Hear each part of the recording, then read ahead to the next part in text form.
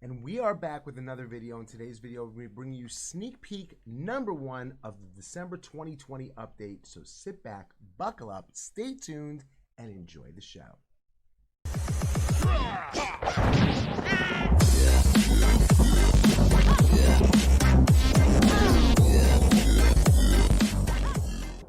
Okay, so before we actually get into the first of the sneak peeks, let's just lay this out there. Let's throw it out there. Any numbers that you might see on this video are subject to change before the update comes out. I don't know when the update's coming out, so don't ask me tomorrow in stream. Speaking about stream, if you're watching this video on December 2nd when it comes out, make sure you're popping into the stream today. Hopefully today.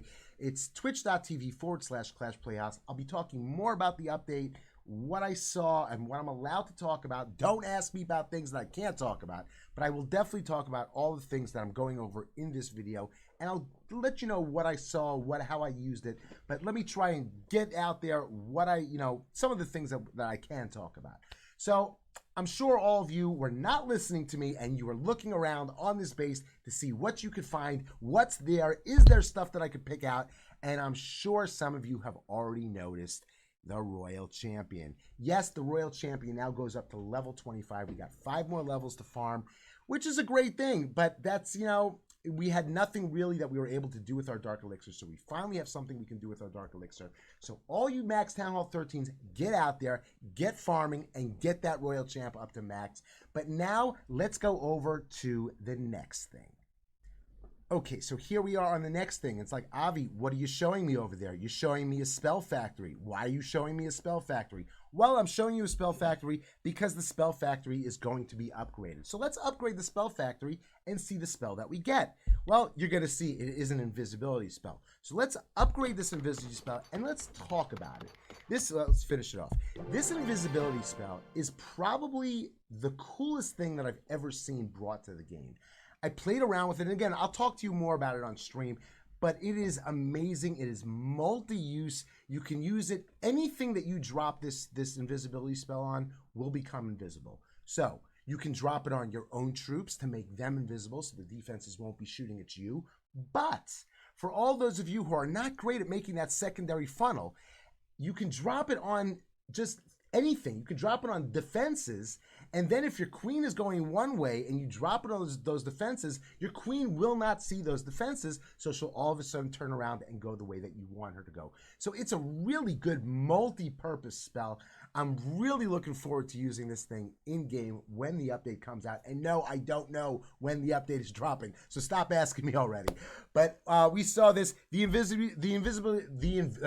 invisibility spell is going to go up to level 4. So there is going to be, once you unlock it, then you're going to have to sit there and upgrade it 4 times. So you got plenty. Now you can spend your Dark Elixir. You could spend some regular Elixir. And now let's figure out what you'll be able to spend your gold on.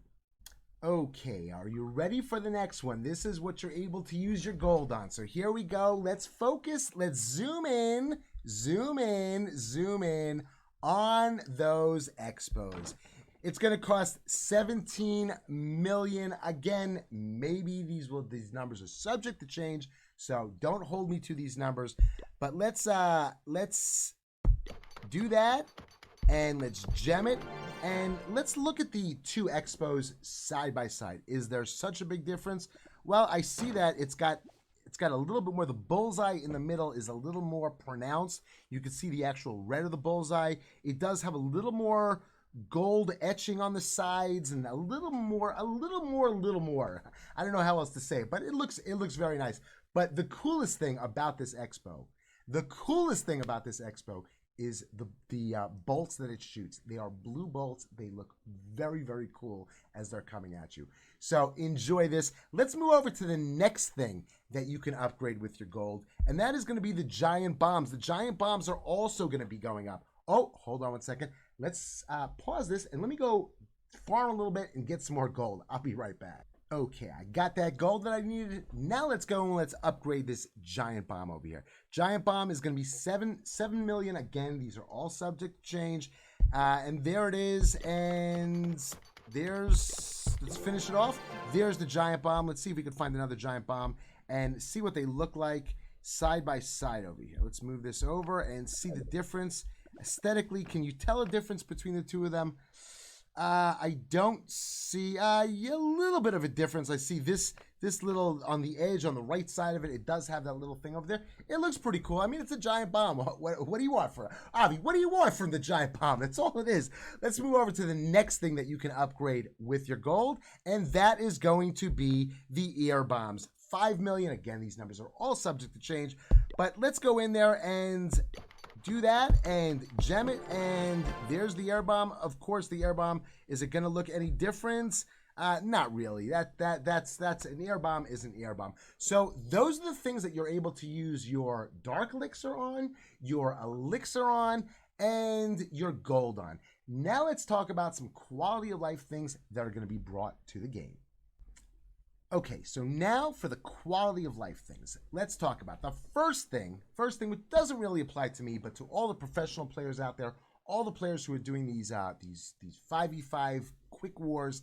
Now you are going to be able to decide if you want to do 1 attack per person or 2 attacks per person. So that's something that you could do within the game itself. So it's going to make things flow a lot better for people. Next thing, what else? A little bit of balance changing. They're going to be balance changing on the scatter shot. Now, bear with me for a second because it gets a little bit technical here. The scatter shot hit speed is going to be increased from 3.036 seconds to 3.228 seconds. So it's going to be shooting a little faster than it's been shooting previously. The DPS, though, the damage per second of the scatter shot, is going to be reduced by 10. And then for the last change to the scatter shot, the hit points of the scatter shot is going to be greatly increased. The level 1 is going to go from 3,000 to 3,600, and the level 2 is going to go from 3,500 to 4,200. So just to go over these things again, you're going to have the speed is going to be quicker, but the amount of damage that it does is going to be a little bit less, but the amount of hit points that it has is going to be more. So it's going to take you longer to take it down, and it's going to be shooting at you faster, but the damage that it does is not going to be as much as it's been before. So I hope that made sense. Let's move on to the next thing.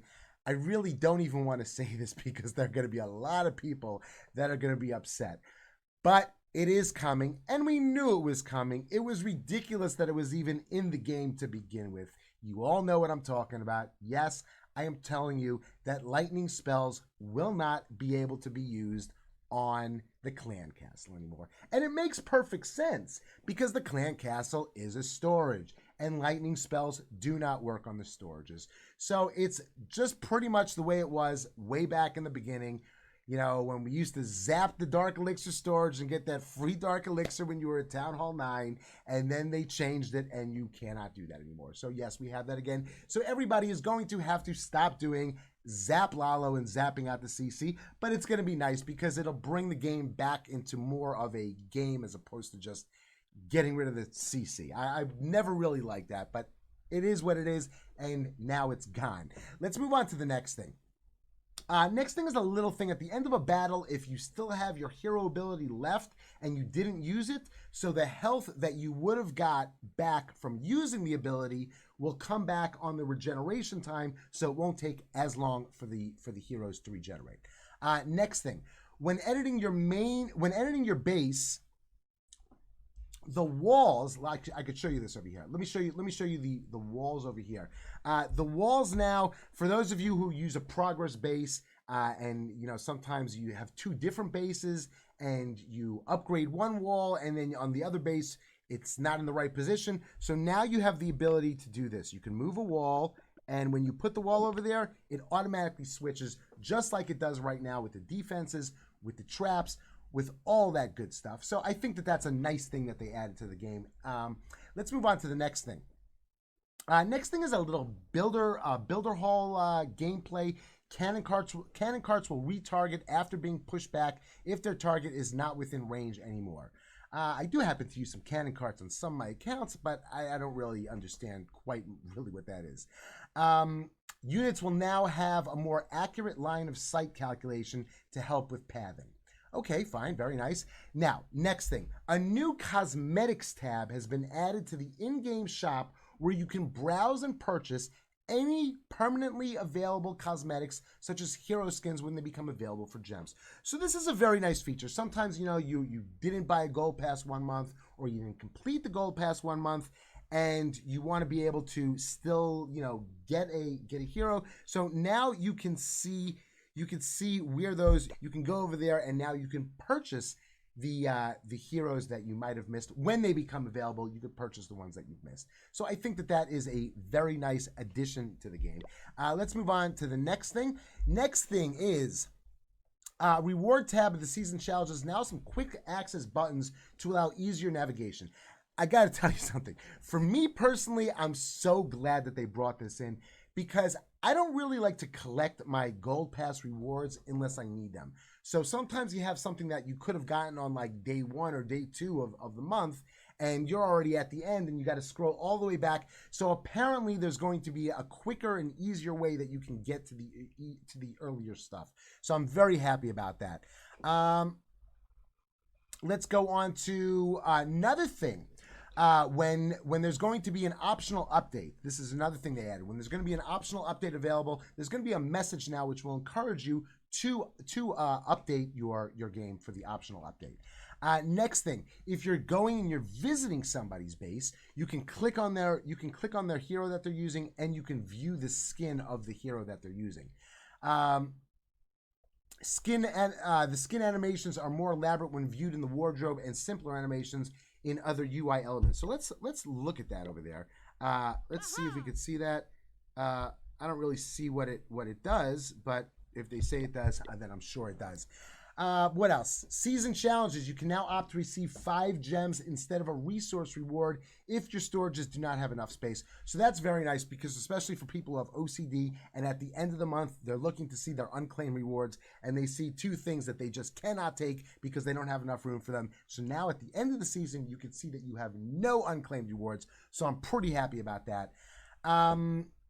Next thing, the requirements for some builder-based tasks in clan games and season challenges have been reduced in order to bring them more in line with main village tasks. That I don't know if I'm so happy about, because I've been using some of my lower accounts to just pop out some clan games, and I don't know. We'll see what's going to happen to that. And the last thing, for all you youngsters out there, young players are now able to create a Supercell ID for their account by providing the email address of a trusted adult or guardian. So there it is. That is sneak peek number 1. Stay tuned for some more sneak peeks because we got some more coming. Hopefully this week, maybe next week. You never know. But until the next video, have a super great day.